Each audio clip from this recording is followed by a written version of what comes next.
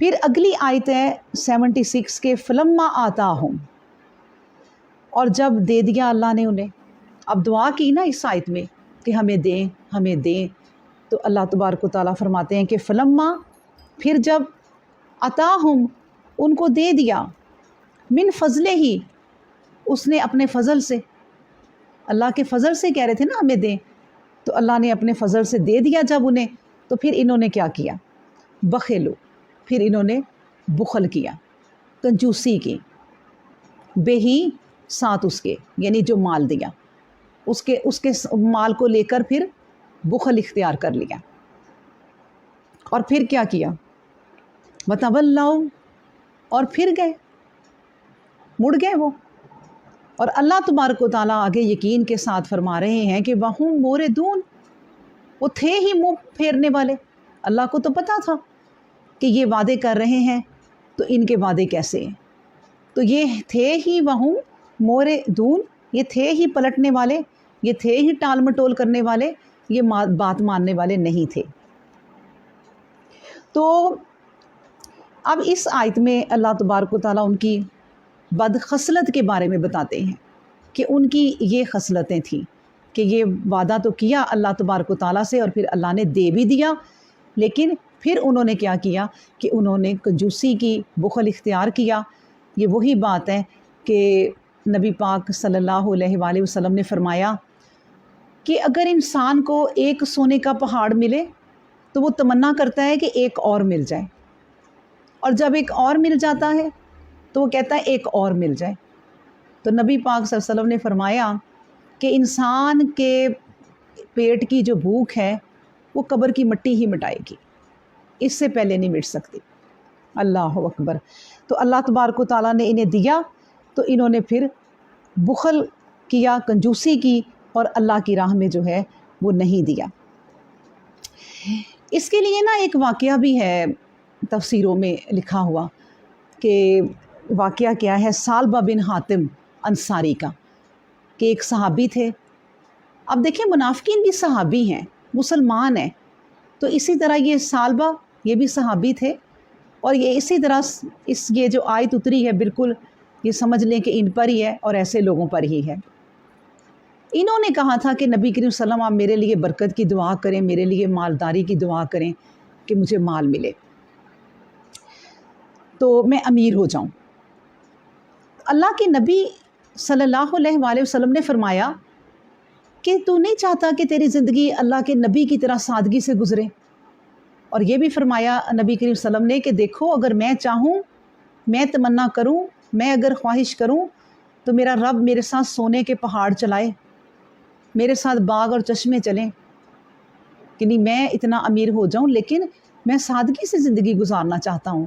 تو تم نہیں چاہتے کہ جس طرح اللہ کا نبی زندگی گزار رہا ہے تم بھی گزارو؟ لیکن اس نے پھر درخواست کی، اس نے کہا نبی کریم صلی اللہ علیہ وسلم آپ میری امیری کی دعا کر دیں۔ آخر نبی کریم صلی اللہ علیہ وسلم نے اس کے لیے دعا کر دی۔ اب دیکھیں دعا کس کی ہے؟ نبی پاک صلی اللہ علیہ وآلہ وسلم کی، تو وہ اثر تو ہونا ہی تھا۔ اب یہ شخص بکریوں کا کاروبار کرتا تھا، اب اس کی بکریاں اتنی بڑی، کیڑے مکوڑوں کی طرح بڑی، اس کو مدینہ میں جگہ کم ہو گئی، یہ چلا گیا پھر دور کھلی جگہ پر، وہاں جا کر پھر جب یہ نماز پڑھنے آتا تو ظہر اثر ہی پڑھ سکتا، دو جماعت کے ساتھ نماز پڑھتا بس۔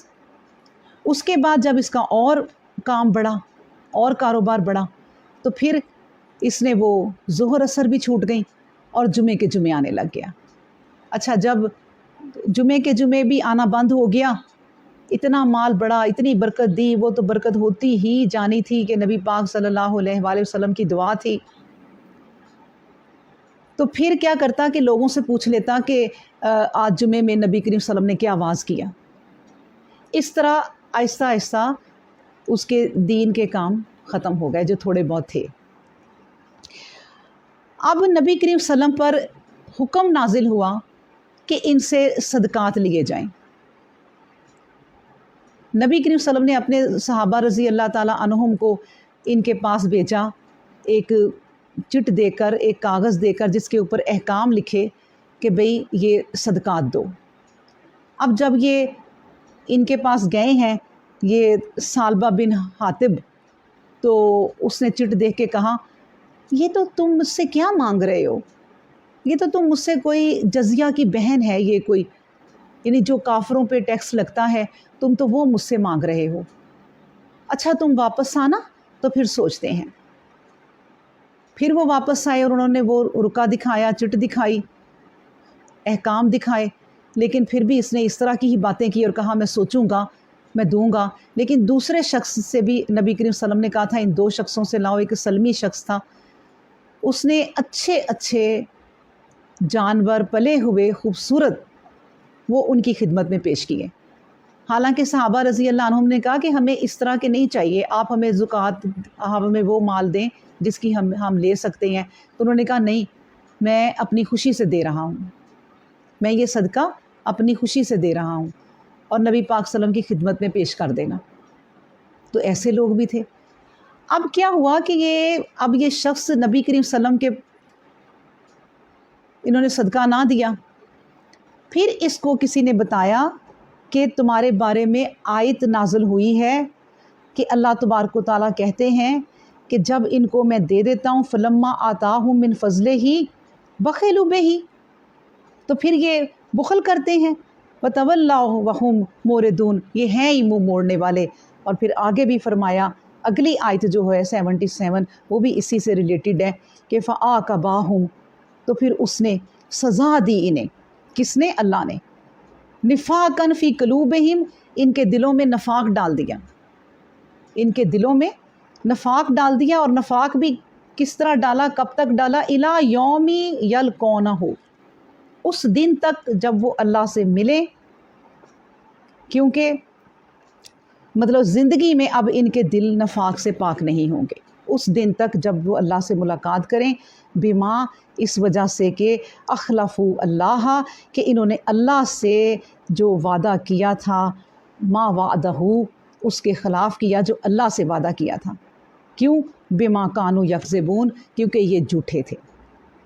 اب اللہ تبارک و تعالیٰ قرآن میں فرماتے ہیں نا، یخادعون اللہ والذین آمنوا وما یخدعون الا انفسہم وما یشعرون، یہ دھوکہ دیتے ہیں اللہ کو اور مومنوں کو، حالانکہ انہیں معلوم ہی نہیں ہے یہ اپنے آپ کو دھوکہ دیتے ہیں۔ پھر اللہ تبارک و تعالیٰ فرماتے ہیں کہ فی قلوبہم مرض فزادہم اللہ مرضا ولہم عذاب علیم بما کانوا یکذبون، تو یہاں بھی فرمایا بما کانوا یکذبون، ان کے جھوٹ کی وجہ سے اللہ تبارک و تعالیٰ ان کے دلوں میں مرض پیدا کر دیتا ہے، وہ یہ دل کے مریض اس بات میں ہو جاتے ہیں، بیمار ہو جاتے ہیں ان کے دل کہ یہ اللہ کی راہ میں کچھ دے۔ تو اللہ تبارک و تعالیٰ یہی فرماتے ہیں کہ پھر یہ جب کہ ان کے دلوں میں نفاق قیامت تک کے لیے پیدا کر دیا، اب یہ سیدھے رستے پہ نہیں آ سکتے۔ جب اسے پتہ چلا کہ یہ آیات جو ہیں وہ اتری ہیں، تو دوڑا دوڑا نبی کریم صلی اللہ علیہ وسلم کے پاس آیا اور کہا نبی کریم صلی اللہ علیہ وسلم مجھ سے صدقہ لے لیں۔ نبی کریم صلی اللہ علیہ وآلہ وسلم نے فرمایا کہ اب مجھے تم سے صدقہ لینے کا حکم نہیں ہے، اللہ نے مجھے منع کر دیا۔ اب یہ روتا ہوا پٹتا ہوا واپس چلا گیا۔ پھر سنیں کہ یہ شخص جب ابو بکر صدیق رضی اللہ عنہ کی خلافت کا دور آیا تب یہ گیا، اور مال تو اس کا بڑھتا ہی گیا کہ مجھ سے صدقہ لے لیں۔ تو ابو بکر صدیق رضی اللہ عنہ نے بھی ان سے صدقہ نہیں لیا، کہ کیونکہ نبی پاک صلی اللہ علیہ وسلم نے نہیں لیا۔ پھر یہ عمر فاروق رضی اللہ عنہ کے دور خلافت میں آئے، اس کے زمانے میں بھی یہی سلوک ہوا۔ پھر اس کے بعد یہ عثمان غنی رضی اللہ عنہ کے زمانے میں آیا شخص، تو پھر بھی ان سے صدقہ جو ہے وہ قبول نہ ہوا۔ تو ایسے کیوں؟ کیونکہ اللہ تبارک و تعالیٰ نے کہا تھا فَعَاقَبَاهُمْ نِفَاقًا فِي قُلُوبِهِمْ إِلَىٰ يَوْمِ يَلْقُونَهُ بِمَا أَخْلَفُوا اللَّهَ، یوم قیامت تک، مرنے تک ان کے دلوں میں نفاق پیدا کر دے گا۔ اب یہ اپنے نفاق کے ساتھ ہی رہیں گے۔ اللہ اکبر۔